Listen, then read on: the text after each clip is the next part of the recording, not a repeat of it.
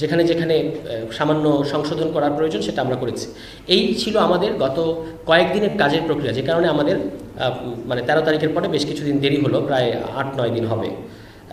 তো এর বাইরে আমরা যখন কাজ করেছি তখন আমরা দেখেছি, আপনারাও জানেন যে তারা যেভাবে এগুলো চার্ট করে দিয়েছেন, একমত নই, আংশিক একমত, এটা একটা। তো আমরা একমত নই, আংশিক একমত, তিনটার ক্ষেত্রে আমাদের বিভিন্ন প্রস্তাবের ক্ষেত্রে আমাদের এই অবস্থানগুলো আছে। কোনো ক্ষেত্রে আমরা পুরোপুরি একমত হয়েছি, কোনো ক্ষেত্রে আমরা আংশিক একমত হয়েছি, এবং কোনো ক্ষেত্রে আমরা একমত হতে পারি নাই। তো যে সকল ক্ষেত্রে আমরা আংশিক একমত হয়েছি এবং একমত হয়েছি এবং আমাদের কাছে মনে হয়েছে যে আরও কিছু বাড়তি মন্তব্য করা দরকার, সেটা আমরা মন্তব্যের ফর্মে করেছি এবং এর বাইরে আরও বিস্তারিত আকারেও লিখিতভাবে তাদের কাছে করব। আর সংস্কার বাস্তবায়ন পদ্ধতির ক্ষেত্রে তারা 6টা পদ্ধতি প্রস্তাব করেছেন। এর মধ্যে আছেন, আপনারা জানেন যে নির্বাচনের আগে গণভোট, নির্বাচনের পরে নির্বাচনকালীন গণভোট, নির্বাচনের পরে নির্বাচিত সরকার, নির্বাচনের আগে অধ্যাদেশ, গণপরিষদ নির্বাচন এবং গণপরিষদ ও আইনসভা হিসেবে নির্বাচিত সংসদ।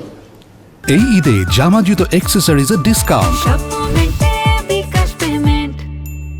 এই সংস্কারগুলো তারা মনে করেছেন যে এই 6টা পদ্ধতির মধ্যে করা সম্ভব।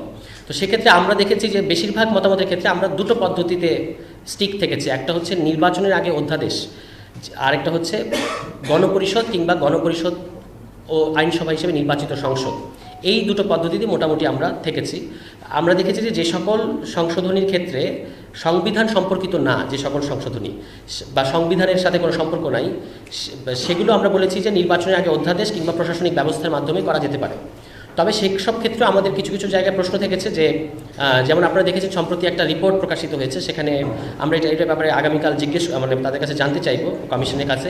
সেখানে বলা হয়েছে 166টি সুপারিশের মধ্যে 111টি সুপারিশ মানে কোনো রকম সংলাপ ছাড়াই, আলোচনা ছাড়াই আসলে বাস্তবায়ন করা সম্ভব হবে বলে কমিশন মনে করছে, এবং সেটা তারা বাস্তবায়ন প্রক্রিয়ার মধ্যে সরকার আছে, এরকম একটা রিপোর্ট আমরা দেখেছি।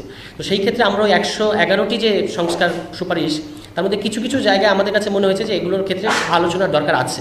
তো আমরা সেইটার ক্ষেত্রে কমিশনের কাছে জানতে চাইব যে কি ভিত্তিতে আপনারা আলোচনা ছাড়া ওই 111টা বাছাই করলেন, এটা আমাদের তাদের কাছে প্রশ্ন থাকবে। কারণ ওখানে অনেকগুলো জিনিস আছে যেগুলো আমাদের কাছে মনে হয়েছে যে গ্রেটার আলোচনা দরকার আছে।